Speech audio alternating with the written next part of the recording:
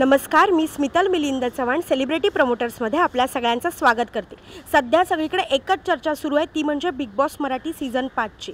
आणि त्याबद्दल कोणाला नाही गप्पा मारायला आवडणार, तर आज आपण गप्पा मारणार आहोत आपला सगळ्यांचा लाडका अभिनेता, तो म्हणजे कपिल होनारा यांच्याशी आपण आज गप्पा मारणार आहोत, जो की आपल्याला सुख म्हणजे नक्की काय असते यामध्ये वर्षाताई आणि मुलगा अशी आपल्याला जोडी खूप छान पाहायला मिळाली होती। हाय दादा, कसा आहेस? हाय, मी मस्त, तू कशी आहेस? मी पण मस्त।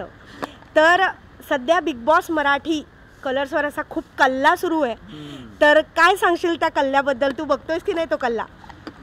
कधी कधी बघतो, म्हणजे मध्ये मध्ये जेव्हा मला वेळ मिळतो तेव्हा बिग बॉस आवर्जून बघतो। बिकॉज ऑफ त्याला कारण आहे वर्षा माई वर्षा मॅम, कारण मी त्यांना माईच म्हणतो। त्यांच्यासोबत मी 3.5 पावणे 4 वर्ष काम केलं आहे। सो त्यांनी ज्यावेळेस हा डिसिजन घेतला बिग बॉसमध्ये जाण्याचा, त्यावेळेस मला तर खरं आश्चर्य वाटलं होतं की वर्षा मॅम बिग बॉस, आणि आता त्या गेल्यात आणि त्या काय काय करतात किंवा त्यांच्यासोबत काय काय घडतं हे बघण्यासाठी मी आवर्जून बिग बॉस बघतो। येस, तू म्हणालास की तू त्यांच्यासाठी असं बघतोस, तर वर्षा मॅडम खूप अशा कूल मस्त खेळतायत, खूप मस्त वाटतंय। तर काय सांगशील, कसं दिसतंय तुला हे? आता आठवडे झाले, त्याबद्दल काय सांगशील? खरं तर त्या खूप डिग्निटीने आणि खूप कमाल खेळत आहेत। वर्षा मॅमच्या बाबतीत सांगायचं म्हणजे त्या जशा सेटवर आहेत ना, कूल, डिग्निटी मेंटेन करणं किंवा कुणावरही न ओरडणं किंवा न रागावणं, आपली भाषेची मर्यादा न सोडणं, त्या तशाच आहेत, तशाच खेळत आहेत। त्यांना किती तुम्ही पिन करा किंवा किती तुम्ही वाईट बोला, त्या तशाच आहेत। बरोबर। आणि आपले हे बाकीचे जे काही सदस्य आहेत त्यांच्याबद्दल तू काय सांगशील? 4 गुंड आहेत असं मला वाटतं बिग बॉसमध्ये। आणि हे जे निक्की, अरबाज आणि तो वैभव आणि ती जान्हवी, मला वाटतं ही बिग बॉसमधले असताना की आपल्या गल्लीमध्ये किंवा गावामध्ये असे 4-5 टार्गेट असतात ज्यांना त्यांच्या तोंडाला कोण लागत नाही, त्यातले हे 4 गुंड आहेत असं मला वाटतं। आणि दे आर बुलिंग एव्हरीवन, म्हणजे प्रत्येकाची लायकी काढत आहेत। म्हणजे जान्हवी जी, तिचं काय आडनाव मला माहीत नाही, ती जी पोरगी आहे तिने काय केलं आहे मला नाही माहीत, की एक त्याच चॅनलवर एक सिरियल तिने निगेटिव्ह म्हणून काम केलं आहे, ज्या चॅनलवर तो शो लागतो, आणि त्यामुळेच तिला ती संधी मिळाली आहे बिग बॉसमध्ये जाण्याचं। कारण तसं तिचं काही कर्तृत्व नाही आहे, आपणही जास्त तिच्याबद्दल काही ओळखत नाही आहे। तिच्यापेक्षा खूप सुपरहिट विलन्स महाराष्ट्रामध्ये झाल्यात, पण त्यांनी अशी पातळी नाही सोडली जी पातळी तिने सोडली आहे। वर्षा मॅमच्या बाबतीत बोलायचं झालं तर त्यांना तिने आधी ज्या पद्धतीने ते वाटेमध्ये झोपायला लावलं तेव्हा मला खूप राग आला होता, कारण मुद्दामून तिने ते पिन काढून, बरं तुम्ही टास्कमध्ये करताय वेगळी गोष्ट आहे, टास्कमध्ये खेळताय वेगळी गोष्ट आहे। मला माहिती आहे बिग बॉस हा काय तिकडे जाऊन रिस्पेक्ट वगैरे करण्याचा गेम नाही आहे किंवा गेम खेळण्याचा गेम आहे, पण एक असतं ना, आपल्या वयाचं आपण भान ठेवतो, एखाद्याच्या कामाचं आपण भान ठेवतो, ॲटलिस्ट तेवढं तरी ठेवलं पाहिजे। तुम्ही गेम खेळा, पण त्यात थोडी तरी डिग्निटी असली पाहिजे असं मला वाटतं। तर ही 4 गुंड आहेत, त्यांच्याबद्दल काय बोलायचं? बाकी मला अंकिता जी आहे, कोकण कन्या गर्ल, ती खूप छान खेळते। पॅडी कांबळे कमाल खेळत आहेत, त्यांना जोकर वगैरे म्हटलं जातं, पण जोकर डाव बदलू शकतो।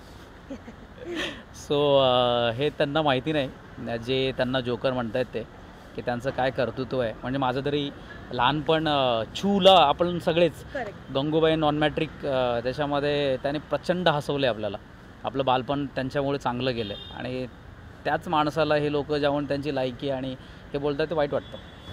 करेक्ट। म्हणजे कुठेतरी एक चर्चा असते की बिग बॉसमधून काय शिकण्यासारखं आहे, काय खेळण्यासारखं आहे, तर तुला काय वाटतं की आपल्या ह्या वर्षाताई आहेत ज्या पद्धतीने खेळतात, की आपली टीम बी ज्या पद्धतीने शिकते, की खरंच त्यांच्याकडनं काहीतरी शिकण्यासारखं आहे, तर त्याबद्दल तू काय सांगशील? मला सांगायचं आहे, वर्षा मॅमला ज्या पद्धतीने टार्गेट केलं गेलं, म्हणजे त्यांच्या मातृत्वावर बोललं गेलं, अरे त्यांना मूल नाही काय, आम्ही आहोत ना मुलं त्यांची, मी तर आहेच, आणि बाकी महाराष्ट्रातले खूप आहेत असे।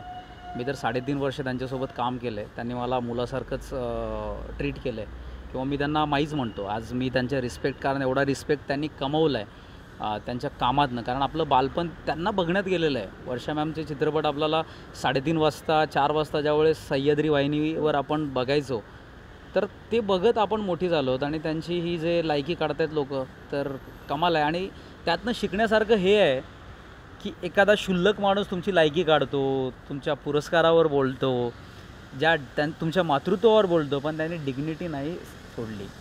ती निक्की दुसऱ्या दिवशी त्यांना माफी मागत होती, तर त्यांनी तिला पटकन माफ केलं. त्या बोलल्या की खरं तर हे अक्षम्य आहे, पण मी तुला माफ करते. सो हे शिकण्यासारखं आहे. करेक्ट. आणि आता जो हा गेम सगळा आतमध्ये चाललेला आहे, कुठेतरी आपले रितेश सर आहेत, भाऊचा धक्का असतो सुरू, तर त्या भाऊच्या धक्क्याबद्दल तुला काय वाटतं, किंवा शनिवार रविवार तू काय बघतोस, किंवा तुला काय अपेक्षित असतं की आज काय घडेल? मला ना खूप एक्साइटमेंट होती सुरुवातीला, कारण रितेश देशमुख माझ्या गावचे, मी लातूरकर, वी आर लातूरकर. सो मला वाटलं की चला लातूरचा कोणीतरी आहे जो बिग बॉस होस्ट करतो आहे, आणि सुरुवातीला खूप छान त्यांनी होस्ट केलं. पण मला वाटतं की रितेश देशमुख यांची जी भाषा, म्हणजे त्यांचा जो नेचर आहे, ते नेचर कुठेतरी कमी पडतं आहे बिकॉज ऑफ ह्या टार्गेट, ह्या गुंडांना तुम्हाला लायकीमध्ये ठेवण्यासाठी मला वाटतं फक्त महेश मांजरेकर ते काम करू शकतात. जर महेश मांजरेकर जर असते तर मे बी हे एवढे हळूहळू वीक बाय वीक ज्या प्रत्येकाची लायकी काढतायत ना, ते ह्या लोकांनी काढलं नसतं. आणि रितेश देशमुख बाकी मला आवडतात, त्यांच्याकडनं पण शिकण्यासारखं आहे की अशा लोकांना तुम्ही ट्रीट करताना ते कधीही त्यांची डिग्निटी आणि समोरच्याचा रिस्पेक्ट नाही सोडत. ही शिकण्यासारखं आहे. म्हणजे हे रिस्पेक्ट देण्याच्या लायकीचे नाही आहेत, पण रितेश देशमुख देत आहेत, हे मोठेपण आहे. खरंच कुठेतरी असं आपल्याला बघितलं जातं किंवा बोललं जातं, अगदी भाऊसुद्धा म्हणतात की पिकनिक पॉईंट आहे तुमचा, तो पिकनिक पॉईंट आहे, पण तिथे खूप कधी कधी आपल्याला खूप छान गप्पा ऐकायला मिळत असतात. तर त्याबद्दल तुझं काय मत आहे? मला मुळातच ते पिकनिक पॉईंट मला मान्य नाही. ज्या पद्धतीने बिचारा त्या बी टीमला हे लोक टार्गेट करत आहेत, म्हणजे हे जे 4 लोक खेळत आहेत म्हणजे हेच करेक्ट खेळत आहेत आणि बाकी लोक करेक्ट खेळत नाहीत, असं थोडीच आहे. त्या पिकनिक पॉईंटला जर यांनी थोडंसं, म्हणजे मला नाही माहीत की त्या दिवशी पण त्यांनी ते फळं वगैरे आणून दिलं, तर हे छान गप्पा मारत होते. किंवा गप्पा मारणं, आता जसं आपण बोलतोय, म्हणजे इथे सगळा ड्रामाच घडला पाहिजे असं नाही ना. प्रत्येक गोष्टीमध्ये ड्रामा कसा असू शकतो. तर बिचारे ते बोलत आहेत, एकमेकांना काहीतरी शेअर करतात आणि बसून छान गप्पा मारत आहेत, ते बघायला आपल्याला आवडतं ना. आज म्हणून तर इतका पॉडकास्ट लाईव्ह जे होतात तिथे काय होतं, 2-2 तास गप्पा मारतात ना, तरी आपले त्याचे व्ह्यूज 1 मिलियन, 2 मिलियन, 3 मिलियन, 10 मिलियनच्या वर जातात. आणि महाराष्ट्रामध्ये काय, अख्ख्या देशामध्ये, अख्ख्या जगामध्ये ते चाललेलं असतं. मग अभिजित सावंत असेल, ती कोकणकन्या गर्ल असेल, वर्षा मॅम असेल, पॅडी कांबळे असेल, हे लोक बसून काहीतरी शेअर करत असतात, बोलत असतात. तर मला ते आवडतं. मला नाही वाटत ते पिकनिक वगैरे करायला आले, उगाच तो टॅग लावलेला आहे त्यांना. करेक्ट. आणि ह्याचाच कुठेतरी फायदा ए टीम, आता ए आणि बी असं कुठेतरी झालं, तर ए टीम घेत असते आणि काही ना काही टोमणे मारत असते. करेक्ट आहे. तर ह्या सगळ्या वातावरणात इतकं निगेटिव्ह वातावरण असतं, तरी पण आपली टीम बे कुठेतरी एक त्यांना सामोरं जातं. तर त्यांनी अजून काय इम्प्रूव्ह केलं पाहिजे असं तुला वाटतं की ह्यांना फेस करायला अजून जास्त बेटर जाईल? मला वाटतं सूरज जसा खेळला ना मागच्या टास्कमध्ये अरबाजच्या समोर, तसं एकाने तरी असं छाती ठोकपणे त्याच्यासमोर उभं राहिलं पाहिजे. कारण ही लोक, आता जसं भाऊ त्या दिवशी म्हणाले की जिगरा तो असावा लागतो, तो प्रोटीनच्या डब्यामध्ये विकत नाही मिळत, हे मला जाम आवडलं. कारण तो सूरज ज्या पद्धतीने नडला ना त्या अरबाजला, कारण तो बलदंड आहे. दुसरा कोणी असता तर जसं तो निखिल दामले, त्यांनी ऑपॉर्च्युनिटी मिस केली मला असं वाटतं. खूप छान ऑपॉर्च्युनिटी होती त्याच्याकडे, ती ऑपॉर्च्युनिटी सूरजने कुठेतरी कामाला आणली. आणि सूरजच्या बाबतीत एक वाटतं मला की त्याच्या बाबतीत मला खूप सिंपती आहे, पण तो चांगला खेळत नाही आहे, अजून तो खेळला पाहिजे. तो कुठेतरी घाबरतो या लोकांना. जसं तो टास्कमध्ये खेळला तसं तो बाकीच्या मुद्द्यामध्ये स्वतःचं मत मांडत नाही, कुठेतरी थोडासा तो मागे राहतो. आणि मला वाटतं त्याला सिंपती आपण देतो आहे, पण त्याने ते जिंकलं नाही पाहिजे. शो जर सूरज जिंकला ना तर असं वाटेल मग अरे सिंपतीच्या जीवावर जिंकतात.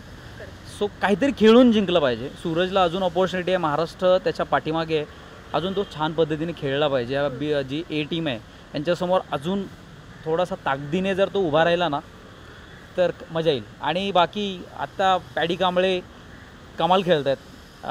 पॅडी दादा ज्या पद्धतीने पहिल्या वीकच्या नंतर दुसऱ्या वीक, तिसऱ्या वीकमध्ये त्या निक्कीचे ते कपडे बिपडे काढले ना बाजूला, सो मला जाम आवडलं. आणि तो अजून सगळ्यांनी जर असं ॲग्रेसिव्हली त्यांच्यासमोर उभं राहिलं ना, कारण हे सहन करतायत म्हणून त्यांचं ते वाढतं आहे. ही जे 4 टार्गेट आहेत तिकडे, ते त्यांचं याच्यामुळे वाढते की हे समोरचे सहन करतात ना. कारण थोडेसे बिचारे सगळेच डिग्निटी सांभाळणारे, ती कोकणकडे अंकिता पण ती छान खेळते, आता ती बोलायला लागली आहे. आर्याच्या बाबतीत थोडासा बालिशपणा आहे, तो दिसतोय. तिला कळत नाही मुळात इकडे जायचं का इकडे जायचं. सो ती पण जर थोडं स्ट्रॉंगली थांबली तर यांना टक्कर चांगलं देऊ शकते. करेक्ट. प्रश्न आहे अपॉर्च्युनिटीचा. तर तुला जर अपॉर्च्युनिटी मिळाली असती आपल्या बिग बॉसमध्ये जायला आणि हे सगळं वातावरण जे आहे, तर ह्या आठवड्यात तू असं काय वाटतं तुला, तू काय खेळत असतास? I wish I was there. मी ना मी यांचा सगळ्यांचा माज उतरवला असता. एकतर ज्या पद्धतीने ते प्रत्येकाला ज्या लेवलला ते जाऊन बोलत आहेत ना, किंवा जसं ते डॉमिनेट करत आहेत ना, तर ह्यांना कुणीतरी माज उतरवणारा असं समोरून पाहिजे. आणि मला वाटतं की मी पहिल्या वीकपासूनच त्या निक्कीने जे काही वर्षा मॅमच्या बाबतीत केलं तिथूनच मी सुरुवात झालो असतो. यांच्या सगळ्यांना ठेचलं असतं मी समोरून, असं मला वाटतं की I wish I was there. कारण वर्षा मॅमला मग इतकं मी बोलू दिलं नसतं. वर्षा मॅमच्या बाबतीत काल पॅडी कांबळेला ती त्यांच्या ॲक्टिंगवरनं बोलली की तुम्ही ओव्हर ॲक्टिंग करताय, आत्तापर्यंत ओव्हर ॲक्टिंग करत आलात आणि अजूनही इथेही ओव्हर ॲक्टिंग करताय. बाई तुझं कर्तृत्व काय, तुला कोण ओळखत होतं याच्या आधी? आणि ती जी आर्या आहे ती रॅपर आहे, ती करिअर तिचं तिकडे चालू आहे म्हणून ती इकडे आली आहे. आणि तिला ती बोलते की इथून गेल्यानंतर तुझं करिअर होईल का ते बघ. मला वाटतं हे तिच्या बाबतीत आहे. त्या जान्हवी, तिचं सरनेम काय, किल्लेकर. किलर म्हणून सध्या टॅग दिलेला आहे तिला सरांनी. तो किलर, तिने स्वतःची इमेज किल करते. आणि मला नाही वाटत तिला इंडस्ट्रीमध्ये कोण टॉलरेट करेल. खूप अवघड आहे तिचं इंडस्ट्रीमध्ये काम करणं, असा जर स्वभाव असेल तर. करेक्ट. आता वर्षाताई आणि तुझं बॉन्डिंग खूप छान आहेच, त्याबद्दल काही प्रश्नच नाही आहे. अशी कोणती एखादी तुमची सेटवरची आठवण आहे की तुला ती आज सांगावीशी वाटते किंवा तू ती मिस करतोस?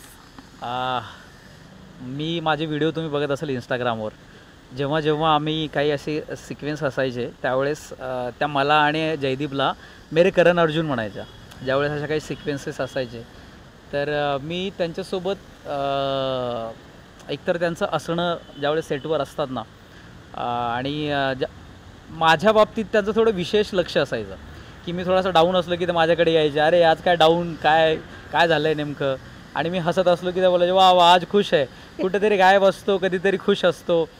तर त्यांच्यासोबतची खूप आठवणी आहेत आणि आज त्यांच्यासोबतचं असणंच मी मिस करतो आहे. Maybe I wish I was there की ह्या बिग बॉसमध्ये मी जर असतो तर कमाल धमाल आली असते महाराष्ट्राला. येस, नक्कीच. आता आपल्या वर्षाताई तर बेस्ट आहेच, याहीपेक्षा तुला असं कोण वाटते की हा काहीतरी खूप छान गेम करू शकतो पुढे जाऊन, जो आत्ता वाटतोय पण पुढे जाऊन अजून गेम भारी करू शकतो? मला पॅडी कांबळे आणि सूरज आणि Ankita. So my favourite is Varsha ma'am is the first because of ती माझी आई आहे. तो माई आहे, माईच्या नंतर सगळे येतात. मला तर वाटतं वर्षा मॅमनीच हा शो जिंकला पाहिजे, कारण ज्या डिग्निटीने ते खेळत आहेत ना, तर त्यांच्याशिवाय दुसरा कोणी डिझर्विंग विनर नाही आहे. आणि त्यानंतर जर कोण असेल तर ती अंकिता आहे. आणि त्यानंतर जर म्हणायचं असेल तर पॅडी कांबळे आणि सूरज, असं माझं तरी मत आहे की टॉप 5 आपण बोलतो ना, तर टॉप 5 माझ्या तरी मतानुसार वर्षा मॅम, अंकिता, पॅडी दादा, अभिजित सावंतला विसरलो आपण यार, Abhijit Sawant is in top 5.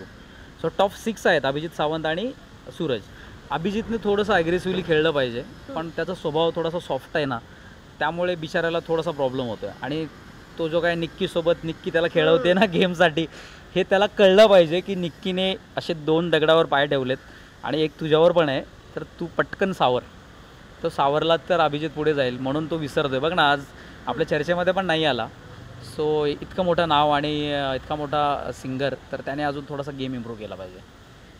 Correct. तू आपल्या प्रेक्षकांना किंवा ह्या म्हणजे तुझा बिग बॉस जो तू आत्तापर्यंत बघितलास त्या कंटेस्टंटला काय सांगशील? कंटेस्टंटला आता मी काय सांगणार, कारण ते आतमध्ये आहेत, आपलं काय पोहोचणार नाही. पण मला असं वाटतं की या 4 लोकांनी थोडंसं ती जी विलन आहे जान्हवी, तिने थोडंसं तो आपला रोल सोडला पाहिजे. तिला कोणीतरी सांगितलं पाहिजे, बाई ग इकडे काय डेली सोपचा विलन नाही करायचं आहे तुला. ते लिहून दिलेले डायलॉग जे 2-2.5 वर्ष तू बोलली आहेस ते इकडे नको बोलू, इकडे तुला रिअल पर्सनॅलिटी तुझी पुढं करायची आहे. तर होप सो तिने हळूहळू सुधारलं पाहिजे, नाहीतर इंडस्ट्रीमध्ये काम करणं मुश्किल होईल. आणि बाकी त्या निक्कीचं काय सांगायचं, निक्कीचा तर माझंच वेगळं आहे. सो तिचं असं आहे की अरे हे मराठीवाले, ते मराठी बिग बॉस चाय कम पाणी, मी हिंदी करून आले, टॉप 4मध्ये जाऊन आले वगैरे, तिचं ते आहे. त्यामुळे महाराष्ट्राने ह्या 3-4 लोकांना थोडासा धडा पटकन शिकवला पाहिजे. कारण ते नॉमिनेशनमध्ये जर आले तर सगळ्यात आधी त्या जान्हवीला उडवलं पाहिजे आणि त्या निक्कीला उडवलं पाहिजे. पण ते उडवणार नाहीत कारण कंटेंट देतात. सो कंटेंट देतील ते 2-3 महिने, पण जिंकणार तर हीच लोक आहेत. करेक्ट. तुझ्या वर्षामाईला काय सांगशील तू? अरे माई, तू कमाल खेळतेस, अशीच खेळत राहा. आणि ज्या डिग्निटीने तू इतक्या ह्या सगळ्या टार्गेट लोकांना, जे काही त्या निक्कीने तुला टार्गेट केलं आहे पहिल्या वीकमध्ये, कारण तिला माहिती होतं यू आर द नंबर 1 आणि तू इतकं काम केलं आहेस, तुला टार्गेट केल्यानंतरच तिला फुटेज मिळणार आहे. सो तुला फुटेजची गरज नाही आहे, हे तुलाही माहीत आहे. तर जे तुझ्यासोबत येऊन तुझ्यासोबत तुला डिवसतात ना, त्यांना फुटेजची गरज आहे म्हणून ते तुला डिवसतात. सो तू कमाल खेळतेस आणि जिंकूनच ये. येस, खूप मस्त वाटलं तुझ्याशी बोलून. Thank you so much. थँक्यू.